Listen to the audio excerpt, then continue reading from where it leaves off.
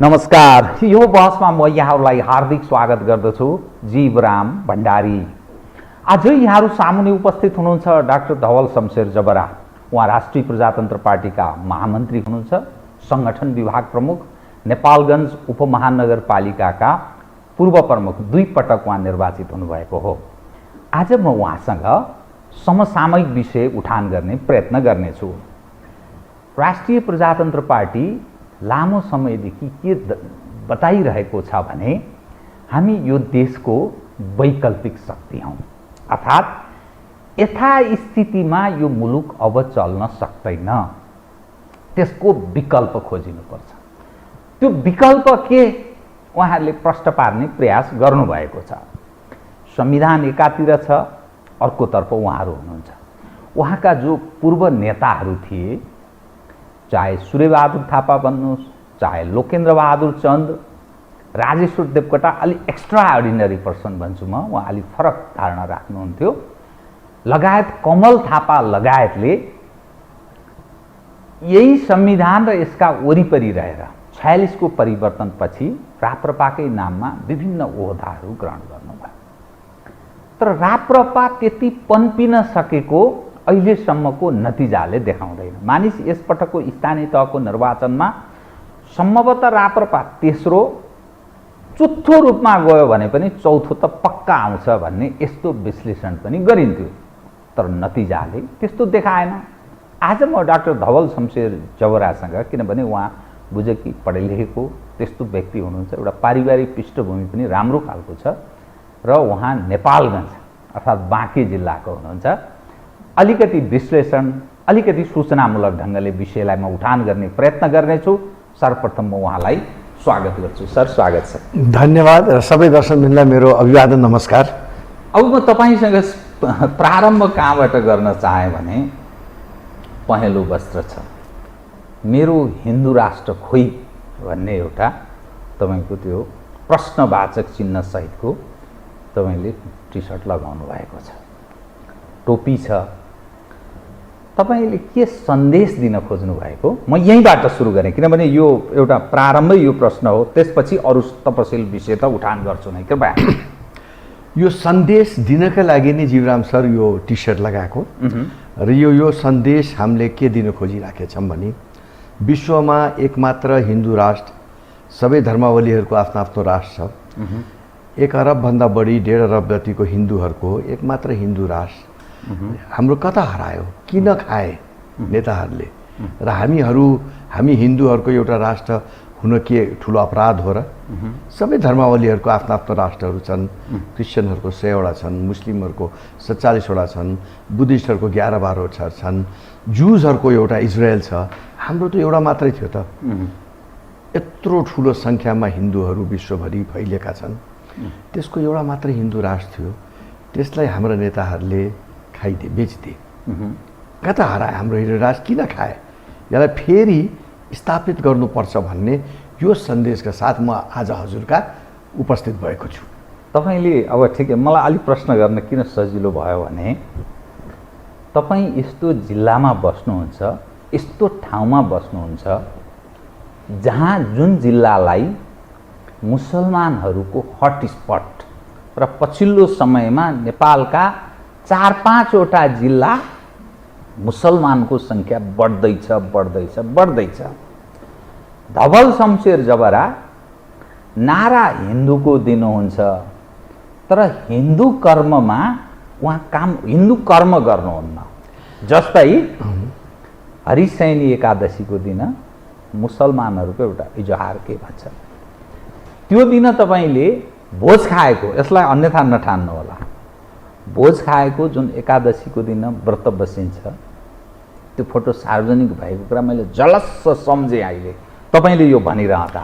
अनि तपाईँ उपमहानगरपालिकाको प्रमुख हुँदा गाईहरूलाई त्यहाँबाट विस्थापित गरेर कतै लडाइदिनु हो भन्ने आक्षेप पनि लाग्यो। यो चाहिँ आक्षेप एक हिसाबले म त्यो चाहिँ मैले देखेको तस्बिर बताएँ, त्यो आक्षेप।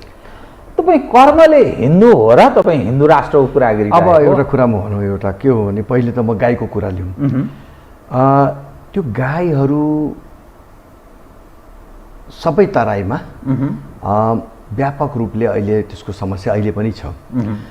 यसै छोडिन्छ र हामीले छोडिन्छ र हामीले चाहिँ नि राम्रोसित राखेको थियौँ र पहाड पठाउने क्रममा एउटा राम्रो ठाउँमा पठाउने क्रममा दैलेख पठाउने क्रममा एक्सिडेन्ट भयो।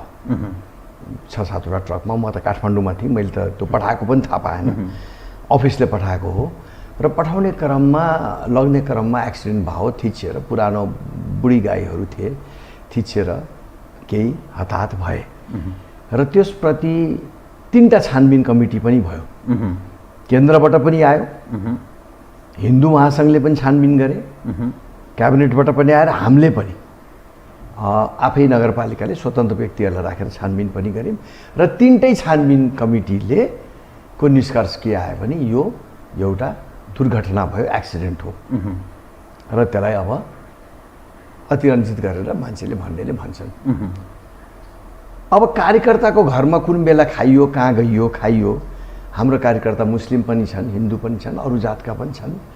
पुरानो तस्बिरलाई राखेर अनि एकादशीमा मेयरले खायो, पुरानो हो त्यो दिनको होइन, त्यो दिनको होइन। त्यो त कति ईद आए, कति ईद गए, ईदमा बुलाउँदै जान्छन्, हामी जान्छौँ, बकर ईद आउँछन्, उनीहरूको 2-3टा त्यौहारहरू हुन्छ हर वर्ष हामी उनका गएर खान्छौँ, हर वर्ष फोटो खिच्छन्।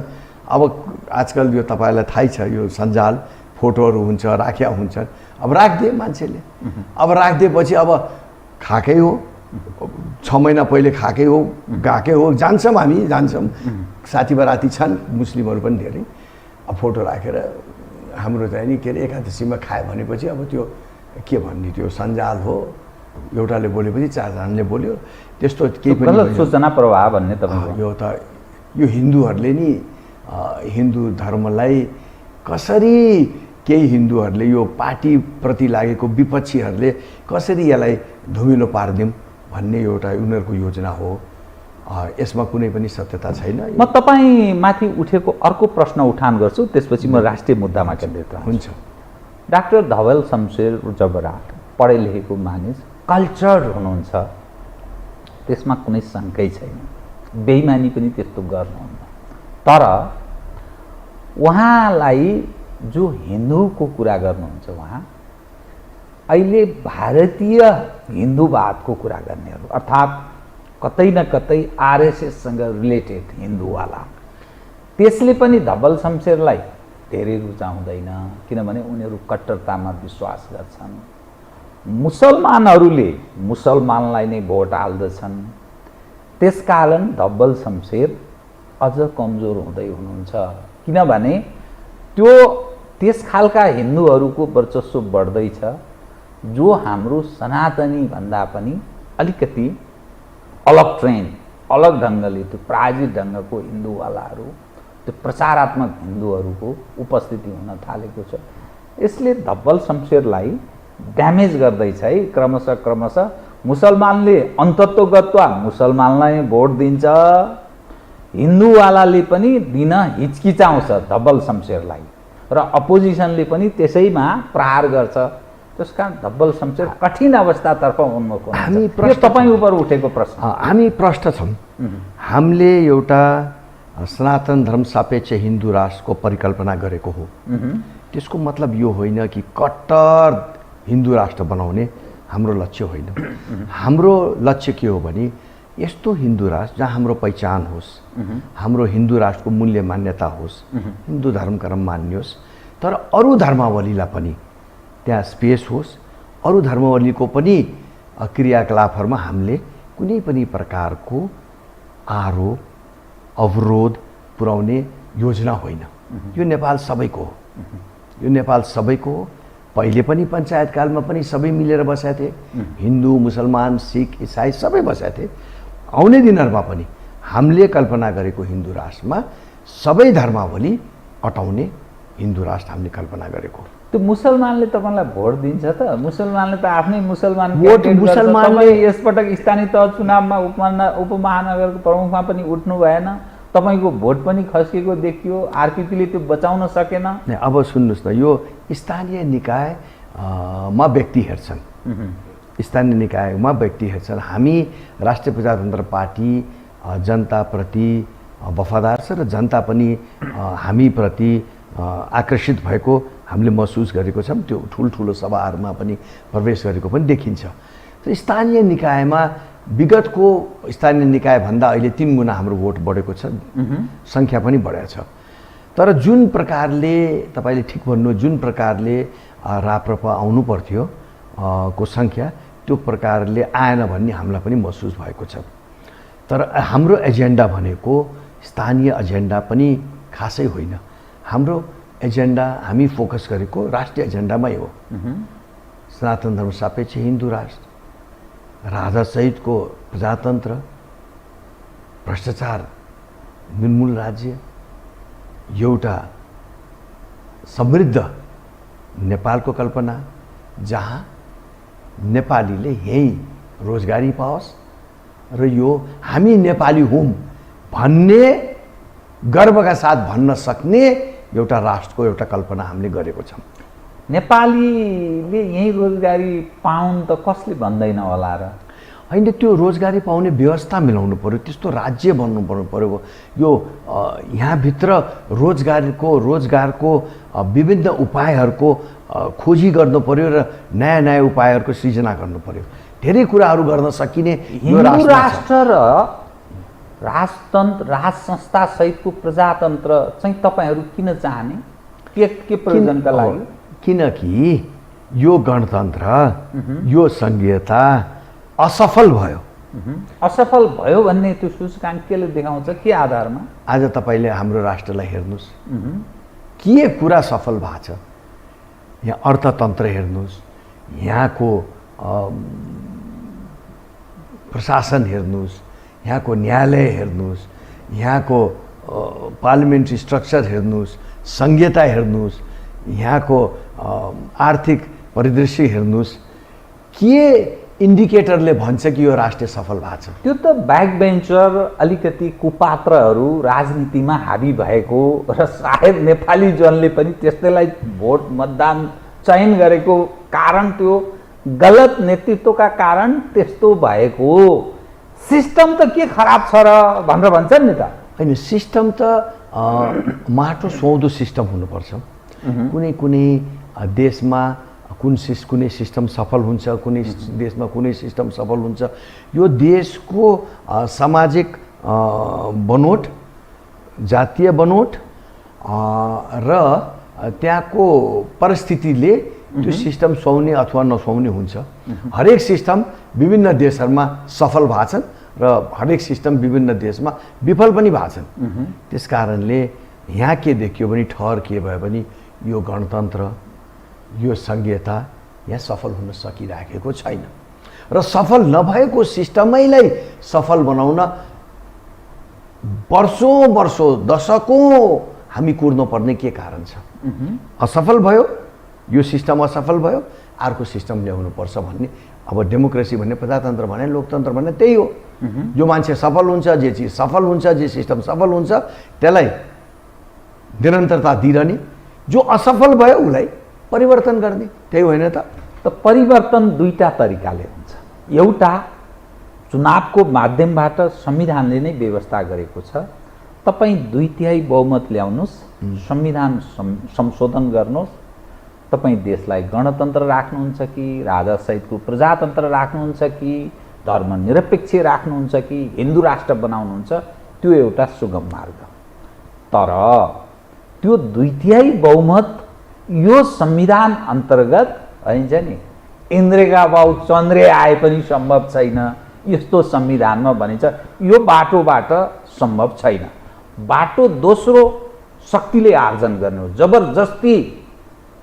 जबरजस्त लाद्ने भन्छ। जसरी 46 मा प्रजातन्त्र आयो, 62-63 मा गणतन्त्र आयो, अरू सबै कर्नर पारियो, अरू कमजोर भए, फलत त्यो तागतले लपेटेर लग्यो। त यो दुईभन्दा तेस्रो बाटो छैन। त राप्रपा कुन बाटोबाट यो देशमा हिन्दू राष्ट्र सहितको राज संस्थाको उपस्थितिको प्रजातन्त्र चाहन्छ? कसरी सम्भव छ ल बताइदिनुहोस्। जीवराम सर, तेस्रो पनि बाटो छ। जस्तै जनमत सङ्ग्रह छ नि त, त्यो पनि बाटो छ नि।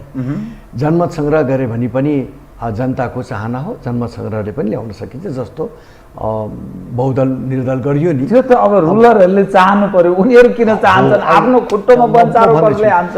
जनमत सङ्ग्रह गराउन सक्ने ताकत राप्रपामा आउनु पर्यो।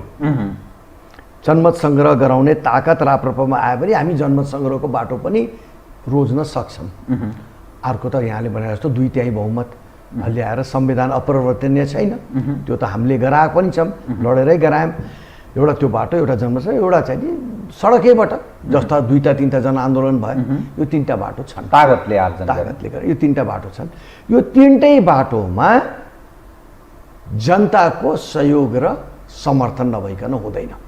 त राप्रपा 3टै प्रयत्नमा रहिरहन्छ। हामी 3टै प्रयत्नमा छौँ, 3टै प्रयत्नमा छौँ। जनतालाई बुझाउन खोजिराखेछौँ, सम्झाउन खोजिराखेछौँ, जनतालाई हामीतिर आकर्षित गर्न खोजिराखेछौँ, हिन्दू राष्ट्रलाई पुनर्स्थापना गर्ने प्रयास गरिरहेको छौँ, राजासहितको प्रजातन्त्रलाई प्रयास गरिरहेको छौँ। जनतामाथि यो कुरा निर्भर हुन्छ। आउने प्रतिनिधि सभाको निर्वाचन पनि आइरहेको छ, त्यसमा हाम्रो ठुलो एउटा सङ्घर्ष हामी गरिरहेछौँ। 1 महिना भयो हाम्रो आन्दोलन सुरु भएको। श्रावणमा हुने आन्दोलनको पनि आज अथवा पर्सि निर्णय हुँदैछ र भदौमा लगेर हामी अझै मजबुतीका साथ जनताको अगाडि हामी हिन्दू राष्ट्र चाहने व्यक्तिहरू र नचाहने व्यक्तिहरूको कित्ता काट गरेर हामी दुई ध्रुवमा लगेर हामी निर्वाचनमा जाने हाम्रो योजना र प्रयास छ। तर स्थानीय तहको निर्वाचनले नि राप्रपा त खिएकै छ, पन्पिएको छैन भन्ने अर्थ लाग्छ नि त। यसो हेर्दा विगतमा हेर्दा एक समय 19% पपुलर मत राप्रपा भन्ने पार्टीले ल्याएको थियो, जसमा लोकेन्द्रबहादुर चन्द, सूर्यबहादुर थापाहरू एक ठाउँमा उभिए। पछि लोकेन्द्रबहादुर चन्दलाई एमाले बोकेर हिँडिदियो, सूर्यबहादुर थापालाई काङ्ग्रेसले बोकेर हिँड्यो। दुईटैको तृष्णा जाग्यो प्रधानमन्त्री हुने बहुदलको, त दुवैजना प्रधानमन्त्री पनि भए, पार्टी त स्वाहा। त राप्रपा जुन छ, त राप्रपा त्यो टाक्सेको टाक्सै भयो के, त्यो उक्सिन सकेन। अनि कसरी त्यो सम्भव छ भन्नु? अब विगतका कुरा गर्दाखेरि जीवराम सर, केही गल्ती हाम्रो नेताहरूले गरे। हाम्रो पार्टी हेर्दाखेरि, बुझ्दाखेरि, एजेन्डा हेर्दाखेरि यो देशै चलाउने पार्टी हुनुपर्ने थियो। जन्मिँदैखेरि 2टा भएर जन्मियो, ठुलो भुल नेताहरूको भयो र त्यहाँ पछिका वर्षहरूमा पनि टुट्ने, फुट्ने, जुट्ने, मिल्ने भएर जनताले आजित भयो। एजेन्डाको समस्या होइन। तर अब आएर नयाँ नेतृत्व आएको छ, इमान्दार नेतृत्व आएको छ। कमल थापाजी काट्दै हुनुहुन्छ, जरो काट्दै हुनुहुन्छ, तपाईँको पुरानो अध्यक्ष।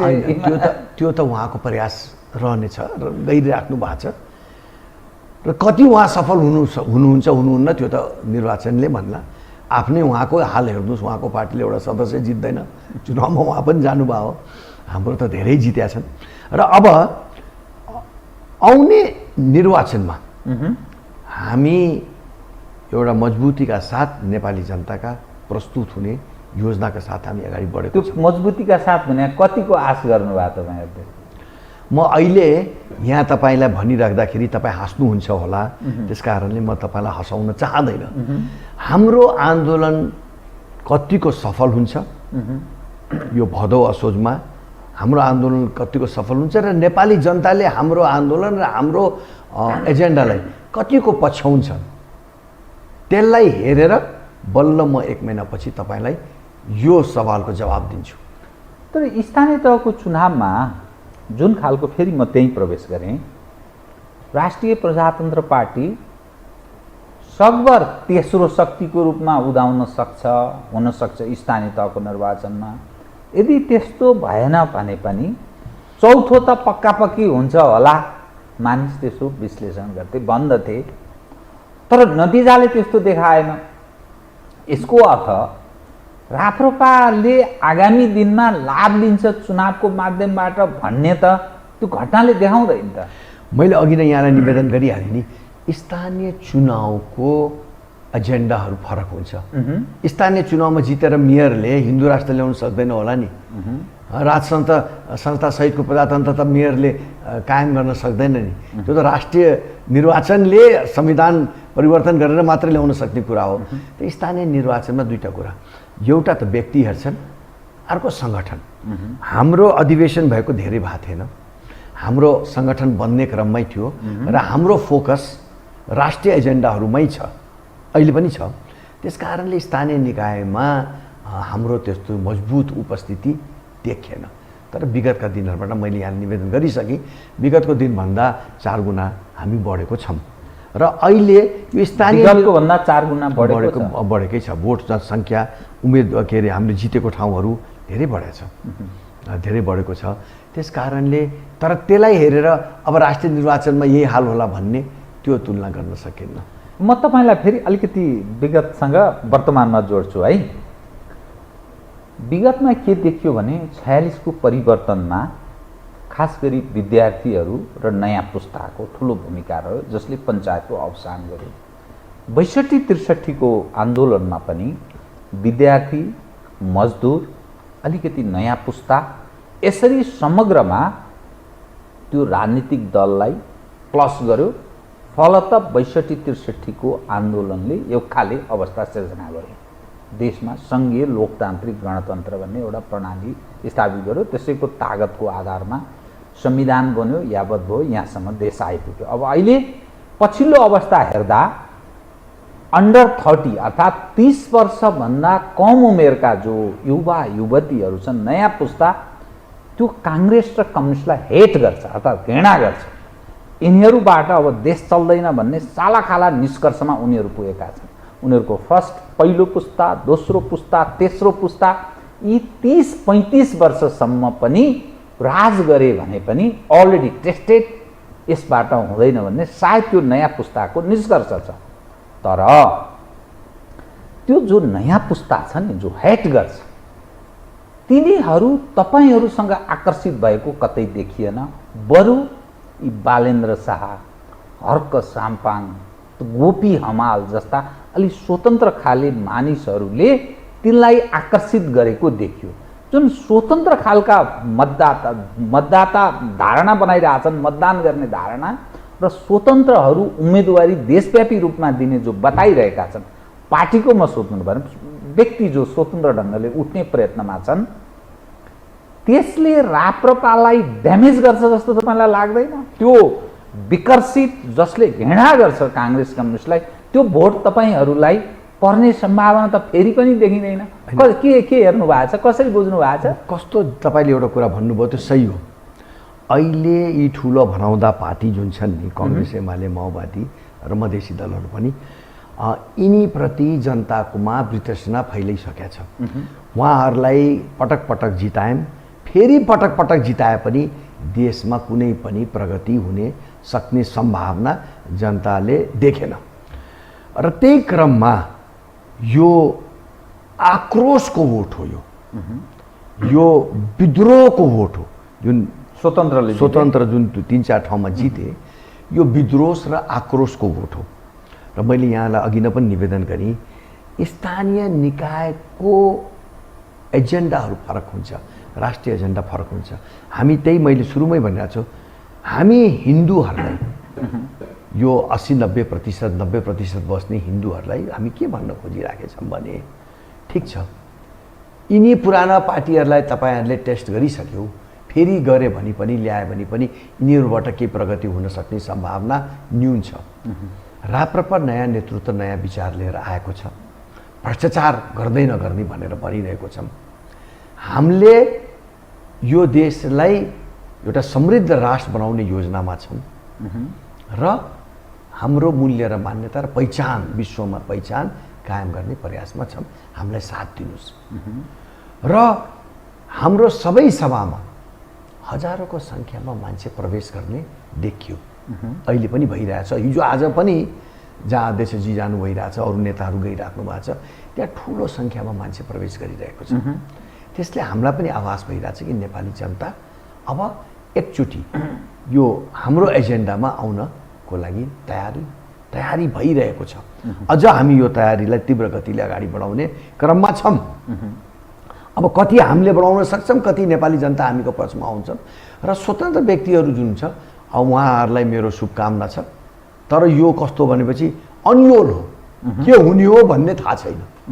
तर एउटा कुरा पक्का के छ भने यो पुरानो इस्टाब्लिस पार्टीप्रति जनताको वितृष्णा भइसकेको छ र उहाँहरूलाई फेरि सत्तामा ल्याउन अथवा चाहिँ नि बहुमत दिन जनताको धेरै पर्सेन्टेज जनताको सङ्ख्या त्यो पक्षमा नदेखिएको देखिरहेको छ अहिले। अब मानिस चाहन्छन् हामी सुखी हौँ, रोजगारी हामीलाई प्राप्त होस्, विदेशमा गएर धन्दा गर्नु नपरोस्, धन्दा यस मानेमा राम्रा नराम्रा जसरी पनि गुजारा गर्न विदेशी न बाध्य छन् नेपाली। त्यो नेपाली चाहन्छन्। तपाईँ हिन्दू राष्ट्र भन्नुहुन्छ, राज संस्था भन्नुहुन्छ, यो कुरा गर्नु भनेको प्रतिगमन हो भन्ने धारणा राख्ने मानिस पनि छन्, खास गरी सत्ता र त्यसको इर्दगिर्द वरिपरि घुम्ने मानिसहरू। त्यो जनताको चासो भनेको रोजगारी र समृद्ध नेपाल एकदम, अर्थात् सुखी हुन चाहन्छौँ हामी। अरूको देशको तुलनामा हाम्रो देश पनि इज्जतसहित छ, हामी नेपाली इज्जतदार छौँ, हाम्रो आफ्नै खालको मान मर्यादा प्रतिष्ठा छ, यो देखाउन चाहन्छ। त्यो हिन्दू राष्ट्र र राज संस्था हुँदा त्यो जनचाहनालाई के कारणले सम्बोधन हुन्छ र तपाईँहरू राज संस्था हिन्दू राष्ट्र बारम्बार भनिराखेको? तपाईँले ठिक भन्नुभयो जीवराज सर। यो देश समृद्ध हुन चाहन्छ, जनताको चाहना आकाङ्क्षै त्यही हुन्छ। समृद्ध भन्ने बित्तिकै सुखी हो र हिन्दू राष्ट्रले एउटा मान मर्यादा आफ्नै ठाउँमा छ, ठुलो धार्मिक पर्यटनको ढोकाहरू खोल्छ। साउदी अरेबियाको ठुलो धनराशि कमाउने बाटो पनि एउटा हज होइन, त्यस्तै इजरायलको पनि, जुजहरूको पनि जेरुसलममा जाने, क्रिस्चियनिटीको भ्याटिकन सिटीमा जाने, बुद्धिज्मको पनि आफ्नै ठाउँहरू छन्। त्यस्तै यो विश्वभरिका हिन्दूहरूको लागि एउटै हिन्दू राष्ट्र जो धार्मिक रूपले एकदमै प्रख्यात भएको पशुपतिनाथहरू जस्तो, स्वर्गदारीहरू जस्तो भएका ठाउँहरूमा हिन्दूहरूको धार्मिक पर्यटनले पनि राष्ट्रलाई धेरै माथि उठाउन सक्ने र रोजगारी दिने ठुलो सम्भावना एउटा छ। र राजासहितको प्रजातन्त्र भनेको के हो भने एउटा देशमा स्थिरता, भ्रष्टाचारलाई उन्मूलन गर्ने र एउटा देशलाई माटो सुहाउँदो सबै नेपालीहरूलाई हाम्रो राष्ट्र हो भन्ने एउटा सूत्रमा बाँधेर अगाडि विकासको बाटोमा अगाडि जानको लागि राजासहितको प्रजातन्त्र हामीले खोज्या हो। हामीले राजनीति गर्ने राज संस्था खोज्या होइन। यो तपाईँको टेलिभिजन मार्फत म प्रश्न गर्न चाहन्छु। राजाले राजनीति गर्ने होइन, राज संस्थाले राजनीति गर्ने होइन। बेलायतमा भए जस्तो, जापानमा भए जस्तो एउटा अभिभावकीय भूमिका खेल्ने राज संस्थाको परिकल्पना हामीले गरे हो। राजनीति नेपाली जनताको छोरा र छोरीहरूले गर्ने हो, देश बनाउने एउटा अभिभावकीय संस्था जसले गलत नेताहरूले लाइन लिन्छन्, गर्न खोज्छन् भने हुँदैन। यसलाई पुनर्विचार गर्नुहोस् भन्ने एउटा रोक लगाउन सक्ने एउटा संस्था जसले देशलाई माया गरोस्, राजनीतिको भन्दा माथि उठोस् र पार्टीगत सोचभन्दा माथि उठेको संस्थाको परिकल्पना हामीले गरेको। राजनीति गर्नको लागि राज संस्था खोज्या होइन। तपाईँले राज संस्थाको औचित्य पुष्टि गर्ने प्रयत्नमा अन्यथा मान्ने कुरा भएन, तर जो हिन्दू राष्ट्रको जो मुद्दा तपाईँ भनिरहनु भएको छ, भगवान गौतम बुद्धको जन्मस्थल त नेपाली हो, त्यो बुद्ध धर्मावलम्बीहरूको देश हुन चाहिँ किन नसक्ने हो? होइन, यो गौतम बुद्ध र बुद्धिज्म पनि र हाम्रो हिन्दू राष्ट्र बुद्धिस्टहरू हामी धेरै भिन्न छैनौँ। ओमकार परिवारभित्रका हौँ हामी सबै, होइन? हामी बुद्ध धर्मावली, हिन्दू धर्मावली, जैन धर्मावली, सरदार सिख धर्मावली, हामी सबै ओमकार परिवारभित्रकै हौँ। उहाँहरू हामीभन्दा भिन्न होइनन्। त्यस कारणले त्यसमा ठुलो मैले कुनै समस्या आपत्ति देखेको छैन। अब म तपाईँसँग चुनावमा फेरि केन्द्रित रहन्छु। काङ्ग्रेसले औपचारिक निर्णय के गर्यो भने पार्टीले आगामी चुनावमा हामी एक्लै चाहिँ टिक्न सक्दैनौँ। त्यसकारण माओवादी केन्द्र सहित यो गठबन्धन जो पक्ष छ, माधव नेपाल लगायत उपेन्द्र यादवहरू र मोहन विक्रम सिंह, यो गठबन्धन पक्षसँग जो 5 दल छ त्योसँग पुनः तालमेल गर्ने, नत्र भनेर अलिक खुट्टो कमाएको देखियो। एक्लै चाहिँ सकिँदैन भेट्न भन्ने निष्कर्ष सहित ऊ अघि बढ्ने, अर्थात् आगामी चुनावमा प्रदेश र प्रतिनिधि सभाको निर्वाचनमा काङ्ग्रेस तालमेल गरेर चुनाव लड्ने निर्णयमा ऊ पुग्यो। केपी शर्मा ओलीजी उहाँ पनि अब प्रचण्ड आफ्नो फाइदा हेर्दै होला न, काङ्ग्रेसले के भोलि एमालेसँग मिल्दा चुनावमा लाभ हुन्छ कि अर्को काङ्ग्रेससँग, त्यो आफ्नो उनले गर्ने निर्णय छँदैछ। तर ओलीजी पनि सायद त्यही हेर्दैछन्। त यो समग्रमा हेर्दा अब राप्रपा चाहिँ यो यत्रो गठबन्धन पक्ष छ जो ठुलै मानिएको छ। काङ्ग्रेस कम्युनिस्ट यो देशमा 30-32 वर्षदेखि राज गरिरहेका छन् भनेपछि ठुलै पार्टी मान्नु पर्यो, अर्थात् जनतामा उनीहरूको सङ्गठन पकड छ, तागत छ, मानिस छन् उनीहरूका भन्ने अर्थमा बुझ्नु पर्यो। तर राप्रपा जो राष्ट्रिय पार्टी पनि हुन सकेको छैन चुनावको परिणामले, अनि त्यो के गर्छ ल बताइदिनुहोस् त। आगामी स्थानीय तहको अर्थात् अब यो जुन प्रदेश र प्रतिनिधि सभाको चुनावमा स्थानीय तहमा पनि तपाईँहरूले अलिअलि केही गर्नुभयो, तर यो आगामी चुनावमा चाहिँ के गर्छ? यो तालमेलको सवालमा के गर्ने? हामी चुनाव लड्छौँ। चुनाव लड्ने पहिलो जवाब, हामी जनताको माझमा जान्छौँ। कसरी जाने? आफ्नो एजेन्डा लिएर जान्छौँ। कुनै शक्तिले हाम्रो एजेन्डामा दखल नगर्ने गरी हामीसित तालमेल गर्न आउँछ भने हामी त्यो ढोका पनि खोल्ने राजनीतिक बाध्यता छ। हाम्रो एजेन्डामा कम्प्रोमाइज नगरेर हामीले तालमेल गर्न पर्यो भने त्यो राजनीतिक बाध्यता छ। त्यो देखिराख्नु भएको छ, एकातिर ठुलो गठबन्धन छ र त्यस्तो हुन सकेन भने राष्ट्रिय प्रजातन्त्र पार्टी आफ्नो एजेन्डा लिएर जनतामा जान्छ। र हेर्नु, जनता भने कस्तो हो भने हेरिराख्नु भएको छ, चाहे नेपालमा होस्, चाहे भारतमा होस्, चाहे जहाँ होस्, आज सानो पार्टी देखिएपछि भोलिको एउटा निर्वाचनले त्यही पार्टीलाई ठुलो पार्टी बनाइदिन जनताले सक्दो रहेछ नि। धेरै उदाहरणहरू विश्वभरि छ नि। त्यही कारणले हामी त्यति चिन्तित छैनौँ। मजबुत छ एजेन्डा, असफल छन् गठबन्धन र यी पार्टीहरू, दृढताका साथ हामी अगाडि जनतामा गइरहेको छौँ। नेतागण स्वच्छ छविको छन्। हेरौँ के हुन्छ, जनताले पत्याउँछ कि पत्याउँदैन भने हामी अगाडि लम्केको छौँ। देशलाई कित्ता काट गरेर लग्छौँ, आन्दोलन गरेर लग्छौँ। हाम्रो एजेन्डालाई दखल नहुने गरी कसैले गठबन्धन गर्न चाहन्छन् भने हामी आफ्नो ढोका खुलै राखेका छौँ। त्यो हुँदैन भने पनि हामी एक्लै भए पनि हामी चुनावमा बिर्कोले खुट्टा नकमाई जान्छौँ। राप्रपामा पछिल्लो समयमा नि जो मानिसहरू प्रारम्भमा अलिकति आकर्षित भएका थिए, राजेन्द्र लिङ्गदेनले कमल थापालाई पराजित गरे लगत्तै जुन खालको आकर्षण थियो, नयाँ पुस्ता भन्ने एउटा, दोस्रो पुस्ता एउटा लिम्बूको छोरा देशको एउटा ठुलो पार्टीको अध्यक्ष पनि भए र उहाँ हिन्दू राष्ट्रको पनि कुरा गर्ने, राष्ट्र संस्थाको पनि कुरा गर्ने, एक खाले हाईको अवस्था थियो।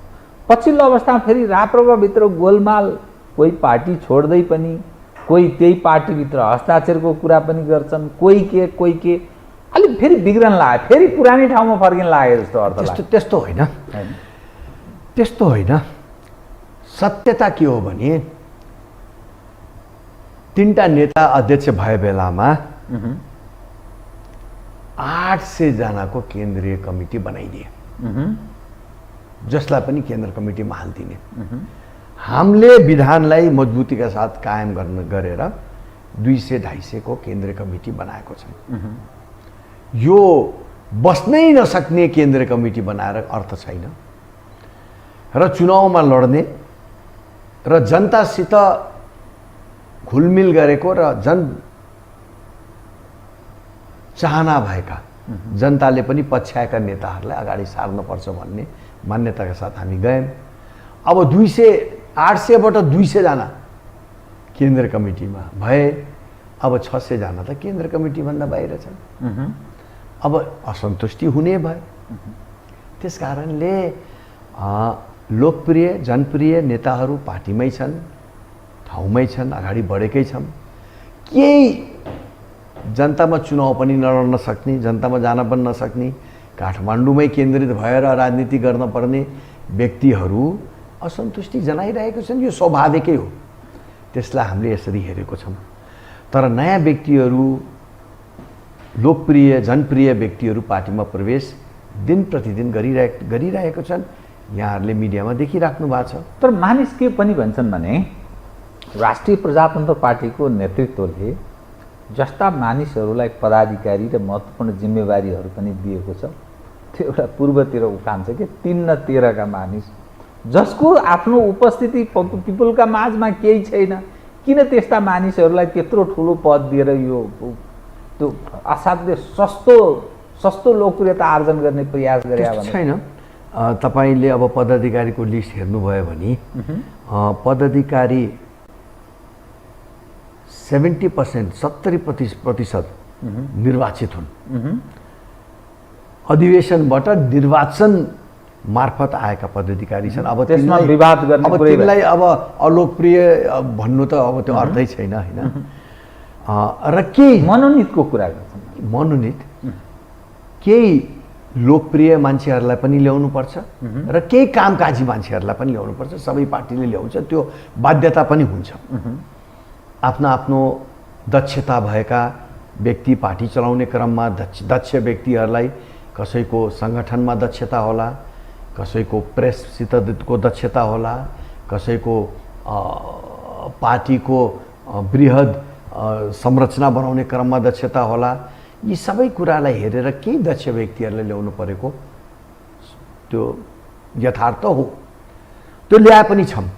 त्यो भन्दाखेरि दक्ष व्यक्तिहरूले ल्याउँदाखेरि यो अलोकप्रिय व्यक्ति आयो भन्ने कुराहरू उठ्न सक्छ। तर अधिकांश हाम्रो पदाधिकारीहरू सबै अधिवेशनबाटै निर्वाचित भएर आउनु भएको छ र विधानले ठाउँ दिएकोमा त्यहाँ पनि अधिकांश व्यक्तिहरू लोकप्रिय मनोनित भएको छन्। डाक्टर प्रकाश चन्द्र लोहनी, पशुपति शमशेर जबरा र मैले फेरि झस्स अहिले कुरा गर्दा नाम सम्झेँ लोकेन्द्र बहादुर चन्द जस्ता व्यक्तिहरू राष्ट्रिय प्रजातन्त्र पार्टीमा कहाँ हुनुहुन्छ? के तपाईँको पार्टीभित्रै हुनुहुन्छ कि अथवा उहाँहरूको जिम्मेवारीको हिसाबले के स्थिति छ? तपाईँ सङ्गठन विभागको प्रमुख र तपाईँ महामन्त्री पनि पार्टीको भएको। उहाँहरू हाम्रो आदरणीय नेताहरू हुनुहुन्छ। पूर्व अध्यक्षहरू, पूर्व प्रधानमन्त्रीहरू हाम्रो पार्टीको अटोमेटिकली हरेक मिटिङमा, केन्द्रका मिटिङहरूमा उहाँहरूको उपस्थिति छ पनि, अहिले पनि आउनुहुन्छ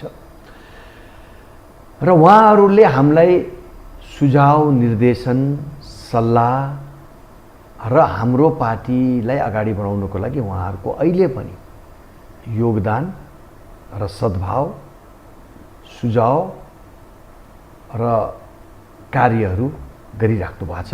हामी साथै छौँ। कुनै त्यो बिचमा फलाना असन्तुष्टि छ, फलाना नेता असन्तुष्ट छ, यी सबै कुराहरू काल्पनिक हुन्। पशुपति शमशेरको विषयमा बिचमा उहाँ मित्र राष्ट्रमा हुँदाखेरि यहाँ विभिन्न कुराहरू उछालियो। उहाँ आइसकेपछि उहाँले प्रष्टै भन्नुभयो, म पार्टीसित छु, पार्टीको हरेक अभियानमा म साथ दिन्छु भनेर उहाँले मलाई पनि भन्नुभयो। यो सबै कुरा यो फाल्तु कुराहरू गरेको यो अर्थहीन कुराहरू हो भनेर। त्यस कारणले यी कुराहरूमा मसिना कुरा, कसले के भन्यो, कसले के गर्दैछ, कसले कहाँ लेख्यो, मिडियामा, सोसियल मिडियामा के भन्यो भन्नेमा भन्दा पनि हामी अर्जुन दृष्टिले अगाडि बढिरहेको छौँ। आजै कार्य सम्पादनको मिटिङ छ, धेरै कुराहरू निर्णय हुन्छ। अलि दिनपछि, 2-3 दिनपछि हाम्रो सेन्ट्रल कमिटी मिटिङ छ। त्यसमा पनि हामीले हाम्रो कार्यदिशा, कार्यनीति प्रष्टै रूपले हामी अगाडि बढ्ने योजनामा छौँ। हामी यस्ता सानोतिना मसिना कुरा, कसले लेखेको असन्तुष्टि यो भयो रे, यहाँले यो भने, हामी त्यसमा अल्झिनेवाला छैनौँ। तपाईँलाई म अलिक एक्स्ट्रा क्वेसन रेज गरेँ।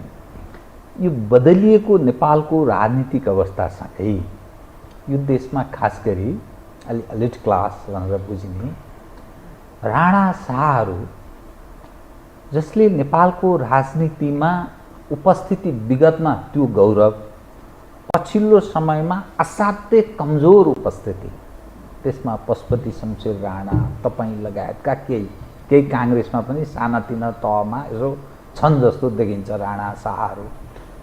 त्यो तपाईँहरू जस्तो मानिस पछिल्लो अवस्थालाई हेर्दा र आफ्नो झिनो उपस्थिति अर्थात् आफ्नो कम्युनिटीको, आफ्नो समुदायको, आफ्नो जातिको, आफ्नो गौरव, पूर्वजहरूको त्यो गौरव त्यो सम्झी ल्याउँदा कसरी हेर्नुहुन्छ? के ठान्नुहुन्छ तपाईँहरू? दुर्भाग्य हो एउटा लामो समयसम्म नेपालको राजनीतिमा दखल गरिरहेको वर्गले धेरै चासो नराखेको तपाईले भने कुरा मैले मान्नै पर्ने स्थिति छ। दुर्भाग्य हो, राख्नुपर्छ। हाम्रो देश हो, हाम्रो देश हो, हाम्रै देश हो र यो देशमा हामीले सबैले चासो राख्नुपर्छ, सबै वर्गले चासो राख्नुपर्छ र यो वर्गले चासो राख्नुपर्छ भन्ने मान्यता हामीले लिएको छौँ र बिस्तारै केही राख्न पनि थालिरहेको छन्। हाम्रै पार्टीमा धेरै व्यक्तिहरू विगतका दिनमा शिथिल भएका, चासो नराखेका खानदानहरू, परिवारहरूले फेरि चासो राख्न थालेछन्। मैले अहिले यहाँ नाम लिनु अर्थ छैन, तर त्यस्ता व्यक्ति र त्यस्ता समुदायलाई पनि हामीले सकारात्मक रूपले प्रोत्साहन र इन्करेजमेन्ट गरिरहेको छौँ। तपाईँको नजरमा चाहिँ एउटा पढे लेखेको व्यक्ति भएको नाताले अलि विश्वलाई राम्ररी बुझ्ने त्यो क्षमता, सामर्थ्य राख्नुहुन्छ के तपाईँ? विश्वको राजनीति र नेपालको राजनीति त्यो के, नेपालमा चाहिँ राजनीति के प्रयोजनका लागि गरिन्छ र विश्वले चाहिँ के निर्देश गरेको छ राजनीतिलाई, के भेद पाउनुहुन्छ? यो सफल राष्ट्रहरूको राजनीति प्रगति र समृद्धि प्रति लम्केको छन्। हामी असफल राज्यहरूको राजनीति व्यक्ति र तपाईकै शब्दमा भनेको यो काल परिस्थितिले बिर्सिएको आइडियोलोजी प्रति हामी अहिले पनि अड्किएकै छौँ। अब हामी यो असफल आइडियोलोजीहरूबाट भिन्न लगेर एक मात्र एउटा, हाम्रो देश युनिक देश हो, यस्तो देश विश्वमा कहीँ पनि छैन।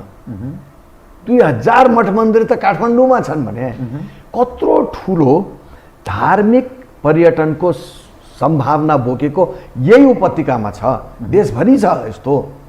हामीले यसलाई क्यास किन नगर्ने?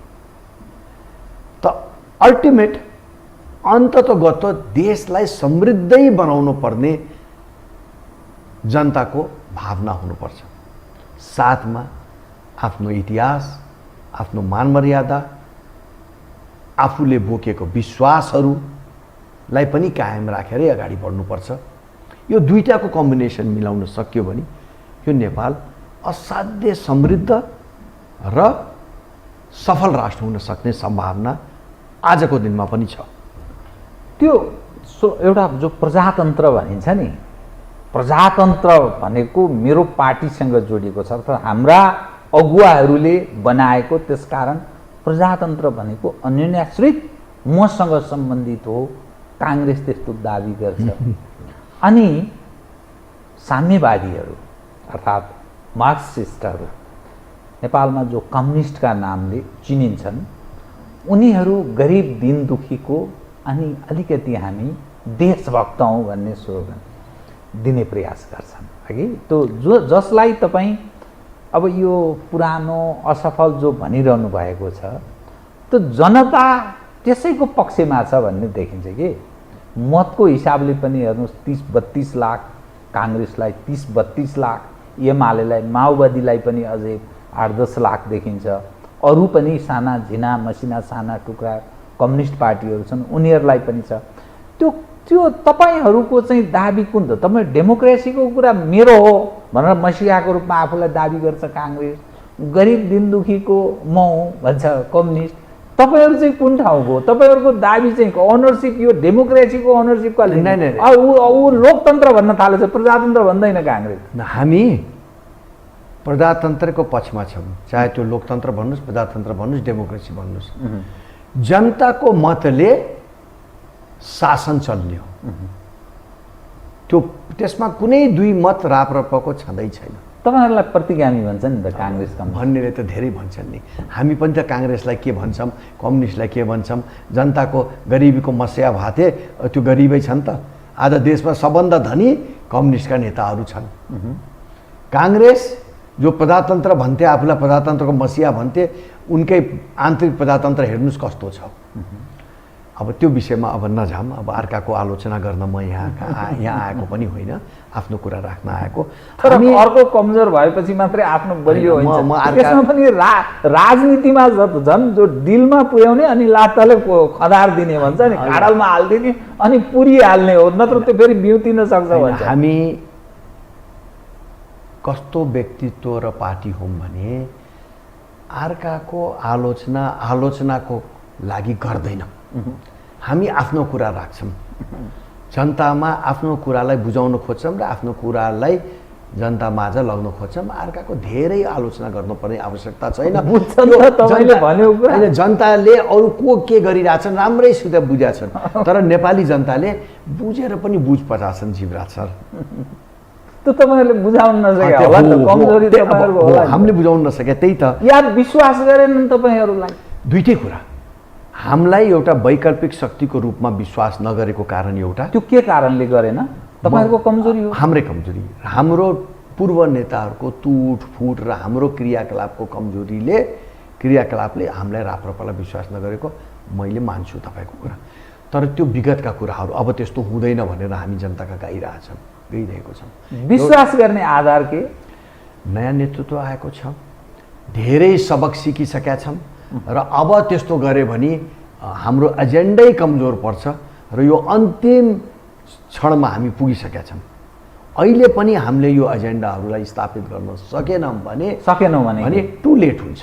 टु लेट भनेको के हुन्छ? गाह्रो हुन्छ। अब यो निर्वाचनमा गाह्रो। तपाईँले सोध्नुभयो, म प्रश्नै भन्छु। तीव्र गतिले यो देशमा धर्म परिवर्तन भइरहेको छ। कसले गराएको छ त्यो? धर्मावली बोकेका देशहरूले गराएको छन्। म नाम लिन चाहदैन, लिन पनि मैले हुँदैन। तीव्र गतिले यो देशमा धर्म परिवर्तन भइरहेको छ।